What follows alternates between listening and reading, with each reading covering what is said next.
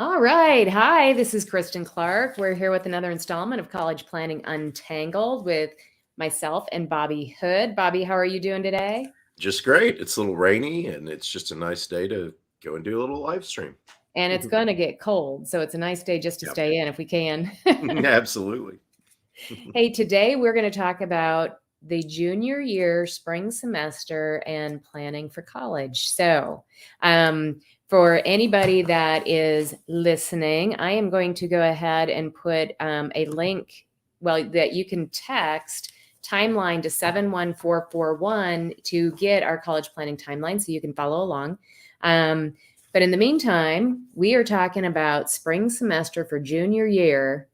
And this is, kind of the start of this heating up, this whole college planning process. Absolutely. And this is a series we've been doing where we've talked about, we just finished the past few weeks talking about all the things you could do during, senior year and things like that. And so it's just, this checklist is very helpful, and it's good to talk about all of these things because there are things you can do before junior year, but junior year is when it heats up. Right. And for sure, if you haven't started doing anything, a lot of people I think, okay, junior year is take my SAT and ACT and all that, and then I'll just start thinking about college planning as soon as junior year is over. And you're late if you do that, right? You are. And I'm glad you kind of backed me up a little bit, Bobby, because, one of the things that you and I've talked about quite a bit is, there are tactical things that you need to do for college. And I really feel like the junior year, yes, there's some tactical things that you need to do that we will talk about. And these are the things that makes everybody feel all warm and fuzzy that, oh, I've got this under control. And that's hugely important. But what we've really been highlighting is there are other things that you need to be thinking about, and you need to be exploring different things. And that's included on the timeline. As well as there's just some smart stuff that you should do when you're planning for college. We're kind of helping you cross T's, dot I's, make sure that you are doing all the background stuff and not just the stuff that has a deadline or that you're going to get a grade on, et cetera. So. Yeah, absolutely. And so that's part of it, is just like, a lot of the work is done in the fall, right? And in the summer, but some of the work has to be set up. You can't go on college visits in the summer unless you've researched some colleges, right? And the simple one is sometime during junior year, spring semester, you need to figure out who you're going to get recommendation letters from, and you need to ask them, because if you ask them, then they can do it over the summer and they're going to be much less stressed about it. Yes. If you show up in October and say, hey, teacher, I need a rec letter next week, that's terrible to do to people. And it's not going to be as good of a rec letter as it would have been. Right. Probably. And let's face it, these teachers are probably being asked by lots of other students. Oh, yeah. So yeah, you're right. And, this is one of those, we don't have a lot of like items in the junior year for spring semester, but they're important, and they do need some time, right? Because you don't just walk into a teacher and say, hey, give me a recommendation letter. Yeah. Right. You have to think about who you're going to ask, and then you have to ask them. And also, when you ask someone for a rec letter, right, you need to give them, like a resume, or you need to tell them, hey, I'll do it this summer. A good thing to do is, when you actually do it, you're going to give them probably copy of your resume, which you're going to have to make because you probably don't have one. And you probably should also give them your first draft of your college essays that you're going to write, because that will give them more insight into your personality so that they can sort of tie it together a little bit with what you're saying there. Maybe, it's just give them, as much information as you can to help them write that letter. One other thing that we have suggested, and that comes before this, is taking your Clifton Strengths Assessment, which will help you understand better, like how you're built and your natural talents. And it really, I think, helps your teachers or mentors that are helping you write recommendation letters. It gives them a little bit more insight too on, things to talk about. And I think that you can also use that report to pull out information about yourself that you can feed to them to say, hey, here's what I'm like, can you highlight one of these Mhm. items, right? I think that's fair to Yeah. ask. Don't you agree? Oh, absolutely. Yeah. And that is, I just had a student yesterday told me that she had just taken her Clifton strengths report with you last week, sir, or whatever. So I can't wait to see her results. So yeah, this is like it all ties together because you can't you can't start picking out colleges and picking which colleges you're going to visit until you know like what you want to do in college. What is college going to do for you? And that's where students can work with you, learn their strengths, start thinking about a major, that sort of Yeah. So, Bobby, in your, past or working with students, what are the right types of mentors or teachers to ask for these recommendation letters? Oh, that's a very good question. So certainly any any teacher that has worked with you and knows you well and can speak to both academic like hard work and thoughtfulness and or leadership, right? So if you've got, I think the coach of a activity, or whether it's sports or music or band or whatever, that's generally someone who's going to know you really well. And so you can use one of those, but every other one should be academic, if that makes sense. So you should have, your favorite science teacher or history teacher, English teacher, whoever can just speak to your academic potential in that sort of thing, right? And then I would say one, so generally you might do 3 recommendation letters, 2 academic ones, and then 1 non-academic. So it could be Yeah. sports, it could Yes. be church, it could be whatever, right? Right. So I agree, like church, my kids were part of Young Men's Service League. We've Hmm. got ladies that are part of National Charity League. Hmm. Working with a person that was in one of those organizations, I think is really important too. Yeah. Just it shows diversity, and yeah, then when you're asking for these recommendation letters, now Hmm. I know teachers are used to giving the recommendation letters, so they're kind Right. of acclimated to it.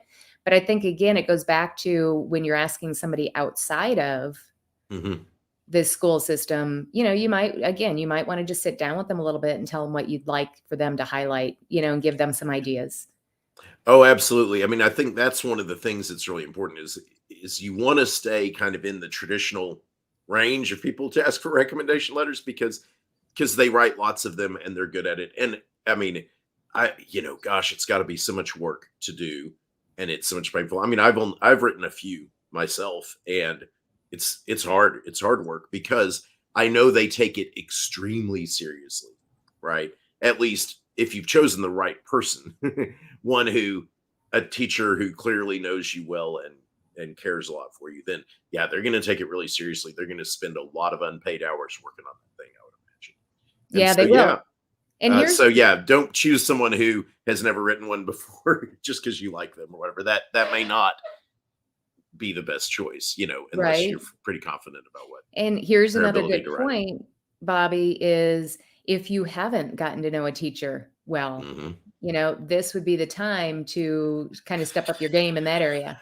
Oh my gosh, right? Because yeah, it feels natural to me. Like I had 2 teachers that really sort of changed my life and way of thinking, and so those are who I asked. And yeah, and so in my mind it seems like, oh, everybody's got a teacher like that, but yeah, I bet a lot of people don't. And so you need to start thinking about it, and you need to I mean, like, go and visit with the teacher some, and start talking to them about yourself so that you can have a teacher who knows you that well, and is able to write that letter. Absolutely. Yeah. That's interesting. So yeah, so the other, that's kind of more of the exploratory for this Hmm. time of year is to really start thinking about who you can go out there and talk Hmm. to, stepping up your game as far as getting to know these teachers, with that thought in mind that you are going to ask them to write recommendation letters. So Yeah. that's an important exploration phase. We've got a couple smart tax or tactic or smart things that you need to do to Hmm. get prepared for school. First one is finding scholarship opportunities. Hmm. Yeah, and this is where, I mean, this world gets so complicated. I mean, there are infinite pages out there with different scholarships, and it can range from lots and lots of work. There are thousands and thousands of scholarships that you can apply for, and then and so you can go and research those and find those, and you can look at local opportunities, national opportunities. But then there are scholarships that require very little work, right? That you look at the colleges you're thinking of, and they say, hey, if you have a 29 ACT, you get this scholarship. A lot of schools are doing that. Those are defined scholarships and assured scholarships. And so those are the two different things, right? If you first just look at the world, right? You've got that, on your website, right? The college planning guide that has things about scholarship. Yeah. So yeah, we've got a download, and I'll put that down in the comments for you as well, that will help you with like the different companies that deal with scholarships. And I will tell you, I mean, Bobby, this, getting scholarships is a lot of work. So you brought up a really important fact, and that is, if you're looking for scholarships, the very first place to look is for that college or colleges that you're thinking about, because that's where you're going to get the behemoth of probably what you can get, right? Absolutely. With the least amount of effort. Now, when you're thinking about all these other places, I got to tell you, there's a lot of work that goes into getting a scholarship. There really is. Yeah. It's not for the faint of heart, for sure. Right.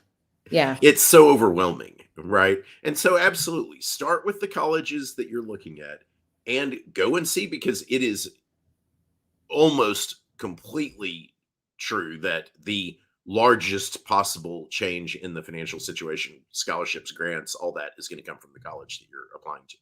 And so you can do that and use the college, kind of planning cost calculator and put those things in there and figure out, because you need to start thinking about it now, right? Because suddenly, otherwise, you're going to be sitting there a year from now and thinking, okay, we applied to 4 places and 3 of them financially are not going to work out very well for us. So I guess we're just going to have to go to the only one that we can afford, or the only one that gave us any assured scholarship or whatever. Right? Bobby, I got to tell you, I was the kid that sat at graduation, and all of a sudden all these people were getting called up to the stage for their scholarships. And I was like, well, what the heck? Yeah. What is Where this did about? Come from?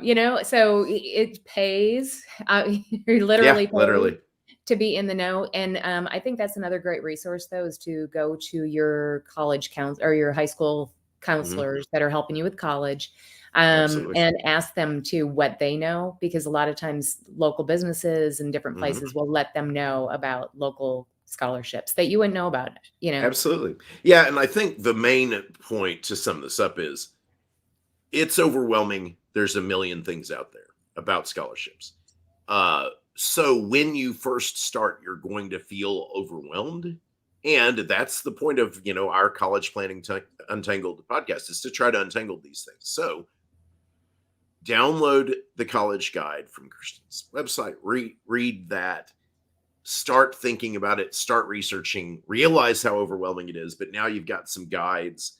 And once you see that world out there, then go narrow in, look at the colleges you're thinking of, because as I've said before, a whole lot of my tutoring is parents who say, okay, we're thinking of going to OU or Arkansas or Alabama, and we live in Texas, and they say on their website that you can have in-state tuition if you get this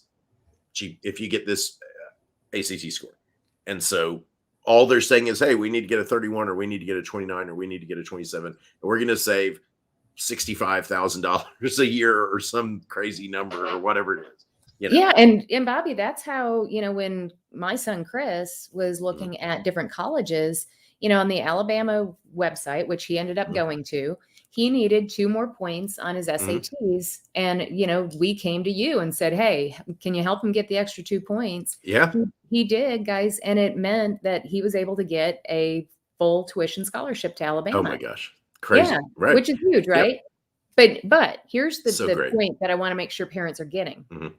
We knew that he only needed 2 points. So yeah, on the ACT, right. So, logical decision was, hey, it's well worth talking to Bobby and, having him work with Chris, because it meant, the payback, the ROI on this was huge. Absolutely. No-brainer. So yeah, part of this analysis is it gives you specific sort of goals and numbers because yeah, like going into tutoring, I always ask my students and the parents, do we have a particular goal score? And when they say, hey, we've got a 27 on the ACT and we need a 29, well, that's very defined.